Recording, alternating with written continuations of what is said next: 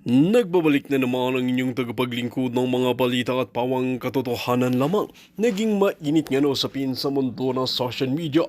Talaga naman na hindi nga nakawala itong siguting ng norte na ito dahil talagang isiniwalat na nga ang kanyang mga kabuluhan, ang kanyang mga kasamaan ay nahuli na rin. Ngayon nga ay talagang itinuturo nga sa mga pulboronic user itong siguting ng norte na ito. Kaya naman talagang hindi nga magkakawala si Kuting at tambalos-los na ito matapos nga ang mga pruweba at samandamakmak na nahuli na naman ng pulburon na kargamento nga ng mga kanilang mga kasamahan ay talagang hindi nga sila nakatiis dahil umamin ang isa na talagang ang nagtutulak at mastermind at punot dulo nito ay walang iba kundi si Kuting ng Norte at Tambalos-los. Dito nga natin makikita na pinanghahawakan nga nila ang pinakamalaking grupo sa bansang Pilipinas na ito. Kaya naman ngayon ay dapat lang talagang maimbestigahan at maparusahan itong sikuting ng norte na ito. Ayon nga sa maraming netizen, ito na ang aming pinakaaabang dahil mapaparusahan na at maiimbestigahan ng tuluyan itong sikuting ng norte. Well mga kaibigan, para nga sa karagdagang impormasyon, panoorin nga natin ang buong video.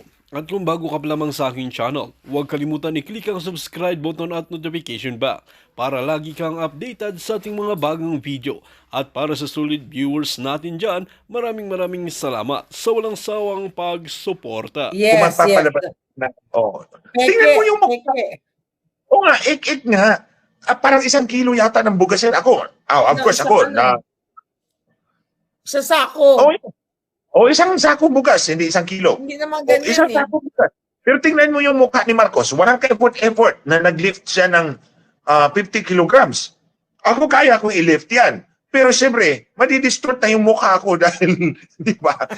Madidistort yung mukha ko. 50 kilos na 25 kilos, sa bigat yan.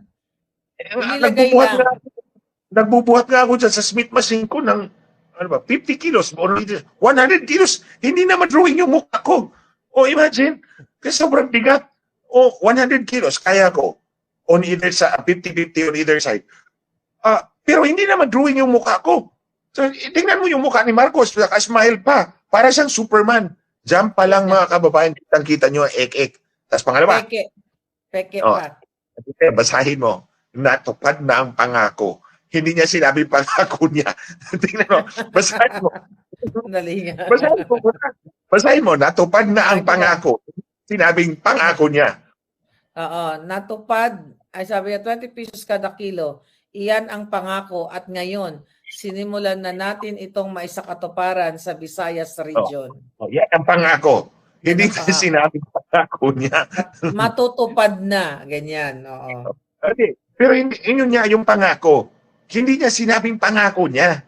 Kasi he's playing safe mga kababayan kasi alam nyo, hindi mag-last yan. Kasi ang sabi nga ng Department of Agriculture, hanggang December 2025 lang yan. Although they are hoping it would last until 2028. Bakit? They have 328 or 328,000 metric tons of rice sa NFA. Kailangan nilang i-dispose yan kasi parating na yung harvest season. So magpapalit ng stock. So kaya nga sabi ko, yan will not last. It will not last. Kasi pagkaubos ng 328,000 metric tons, balik ka na sa original price. Di ba? At okay, sa Visayas lang. At sa Visayas lang, kung taga Maynila ka, mag-aeroplano ka, magbarko ka para bumili ng 20 pesos. Hindi ba, Claire? Hindi naman lahat makakabili. Hindi ako qualified. Kasi, indigent lang. So kung indigent, yung 4-piece lang. Yung identified lang as 4-piece recipients. So yon, indigent yon. Pangalawa, hindi na makakabili ng marami. Kasi 40 kilograms lang per month. Di ba? Paano kung malaki yung pamilya mo? Bibili ka pa rin sa labas, paperkan. Hindi pa rin 20 pesos. Di ba? Kaya nga, at least si Marcos, alam mo talaga tuso talaga tong hunghang na to. Natupad ang pangako. Hindi nga sinabi pangako niya kasi nga alam hindi ito maglalast. Di ba? Ek lang yan mga kabayan kasi malapit na eleksyon. Kailangan niya. And his popularity, trust rating is Bagsak. going down. Yep. So, nawala si turn. Kaya nga, brother, so ito talaga ay short term or drama lang dahil papalapit na nga yung eleksyon. Siyempre nga naman, yung kanilang photo op, oh wow, na natupad na ang 20 pesos per kilo na bigas. At sabi nga ni Vice President Sara dyan, itong bigas na ito, baka pang pang baboy lang ang pwedeng kumain, pang ano tawag doon, darak. Unsa na sa Bisaya yung lamaw. Lamaw, yes. Oh, lamaw. Oo, pang lamaw. Oo. Yan ang dapat ipakain kay Lisa Marcos doon sa pigpen. Yeah. Dapat tayo makain sa kanya. Mas bagay sa kanya yun.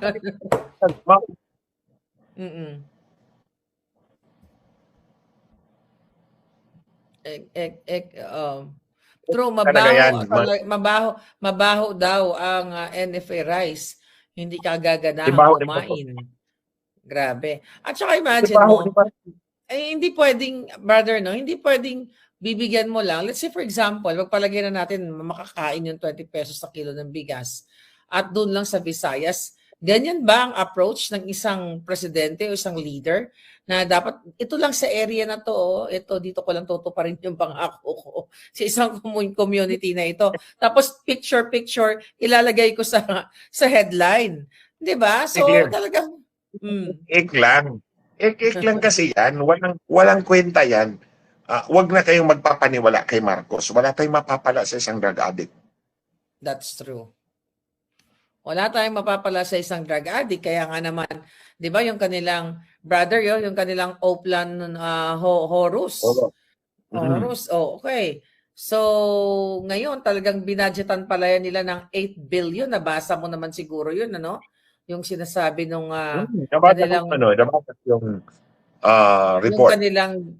Yung kanilang depensa, no? Na may inalign silang budget talagang 8 bilyon para atakihin, para pilayan ang mga Duterte supporters or yung mga anti-Marcos, critics. Imagine mo, talagang pinagplanuhan nila at talagang nag-suspend sila ng time, money, para ipilayan nga o i-cripple yung ating mga kababayan, not only yung mga vloggers, pero yung mga ordinaryong mga critics para lang maipanalo nila ang kanilang...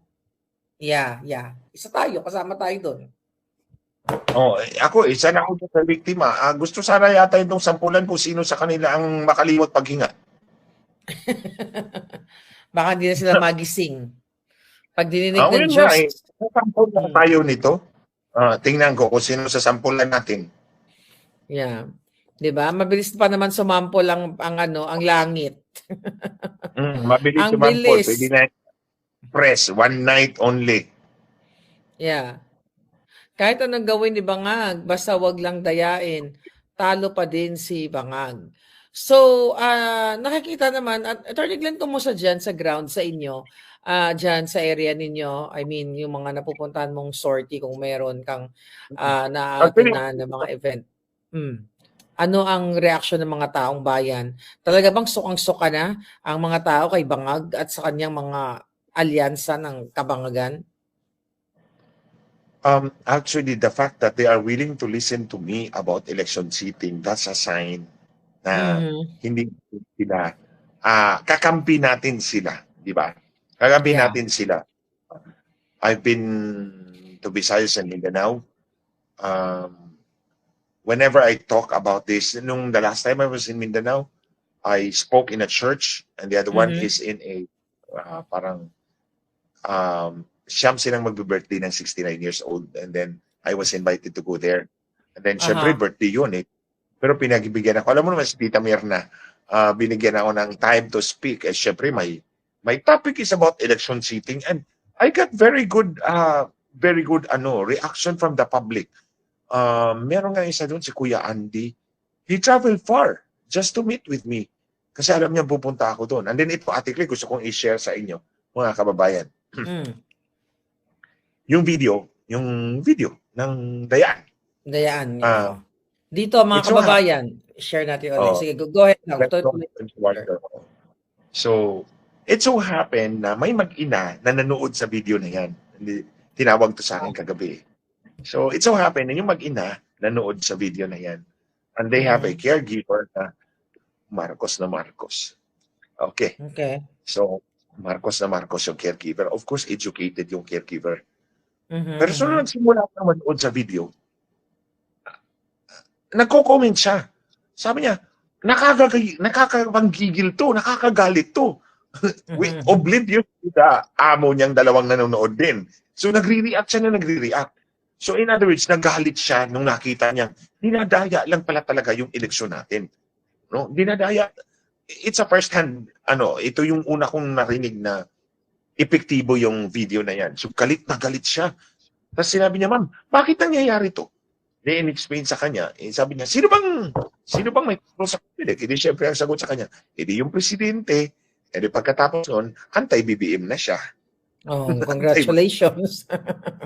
So effective ang yung pag-educate natin sa kanila.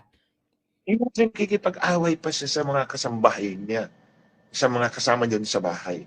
Kasi dinidefend niya si Marcos. After the video, siyempre kasama na sila, anti-Marcos na rin siya. So, at least epektibo yung video na yan. I never did that in 14 years. It's only today.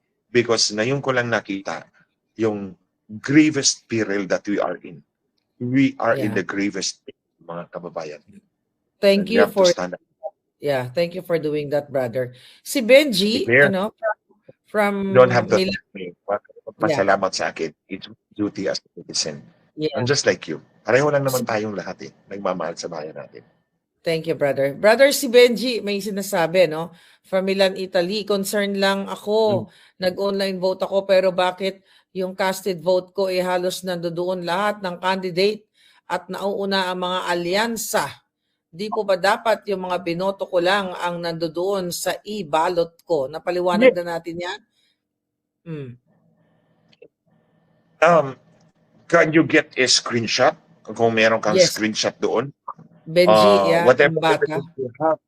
whatever evidence you have, sir, padala nyo na lang sa akin sa YouTube and put in there the email address. Pwede nila i-email dito sa kahit sa akin, no? I-forward ko na lang sa iyo. Pwede naman sa iyo, Ate Claire. Mga kababayan, for the time being, kung meron po kayong mga ebidensya tungkol sa inyong pagboto na hindi nagtugma, padala nyo po kay Ate Claire kasi kunin ko na lang po sa kanya. Para meron tayong magamit laban sa itong COMELEC na to. By the way, Ate Claire, mga kababayan, while we are talking, while we are nagdi-discuss tayo about this, actually, susulatan ko, natapos na nga ako ng draft ko. Tapusin ko ayusin. Susulatan ko po si Ursula von der Leyen. Ito yung president ng European Commission.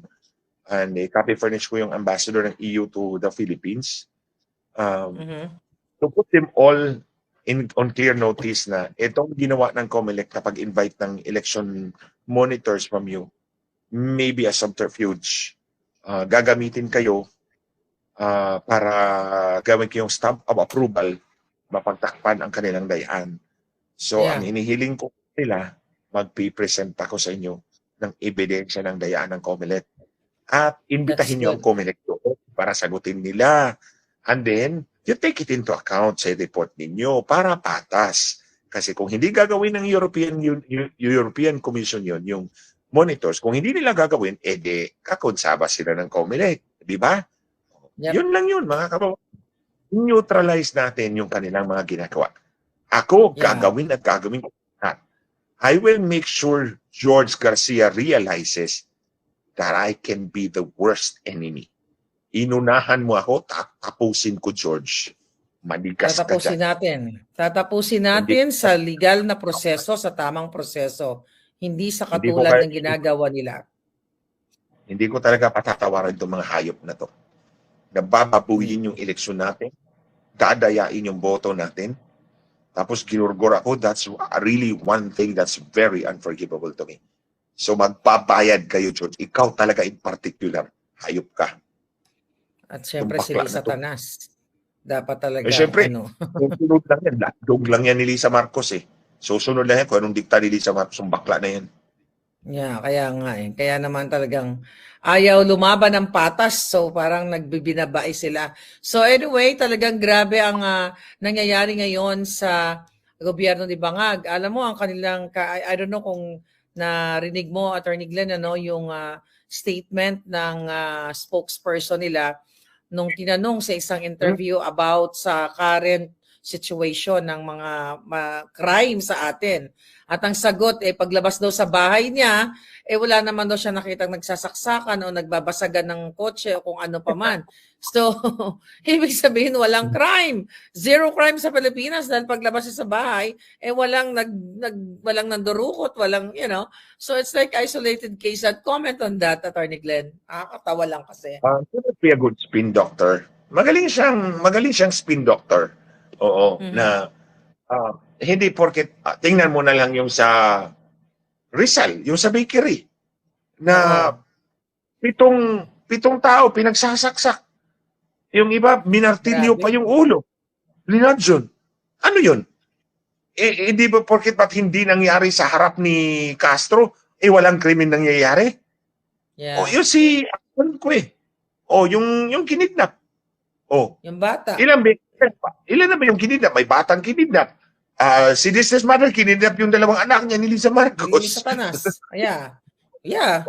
Sinabi naman niya yan. Mga kababayan, na kung hindi nangyayari sa harap mo, o wala kang personal knowledge, hindi nangyayari sa ibang tao. May saltik. Parang may mga saltik na talaga yung mga tao, di ba? Pareho sila eh. May saltik eh. May mga malakas ang amat. Malakas ang amat. Okay. Siguro na sitwasyon. Go ahead, brother. Continue. Siguro nag-sitwasyon sila, kaya malakas ang amats. Hindi natin alam. Pero ba yung sinabi, Ate Claire, natandaan ko, wala kayong karapatan mag-demand ng hair follicle test. Yeah. Abogado pa naman to. Baka hindi. Saan ba to galing tong abogado na to? Maka-graduate sa mababang paaralan lang. The issue of drug addiction is a public concern. It's a public interest issue. And every Filipino, at least kung registered voter ka, the more, you have the right to demand accountability from your officials. Kung may allegation na bangag ka, you have to come out clean. And I have the right to demand that you undergo a hair follicle test, Mr. Ferdinand Marcos Jr. I will never call you president kasi alam ko naman nandaya ka eh. Hindi ka totoong pangulo, impostor ka lang. Yeah. Usurper ka lang. O usurper ka lang, Mr. Marcos.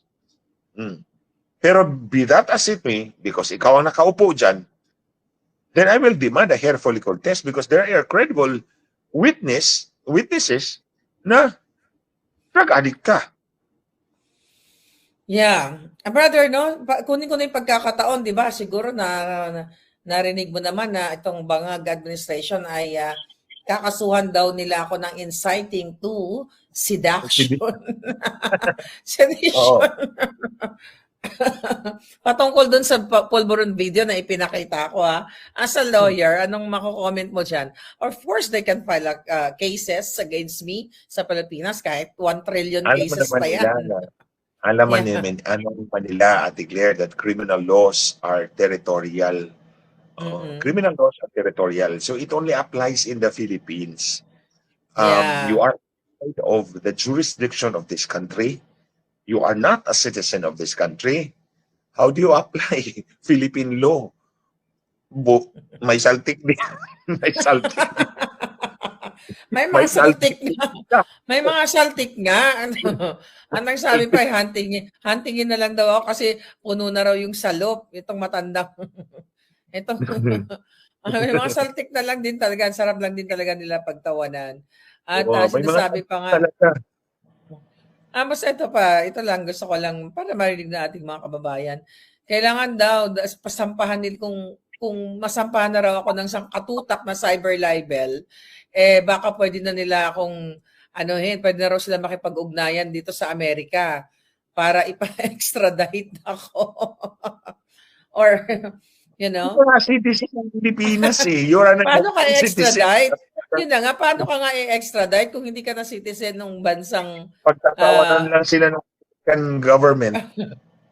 Kaya nga, mga kababayan, nakakatawa na.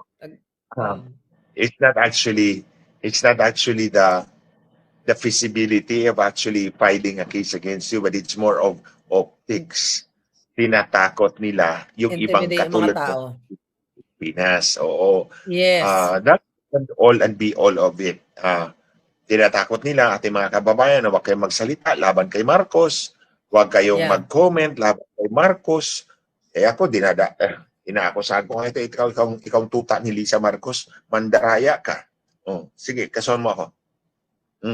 Yeah. Raya kayo mag-asawang dalawa. Kasuhan mo ako dyan. Sinasabi ko yan.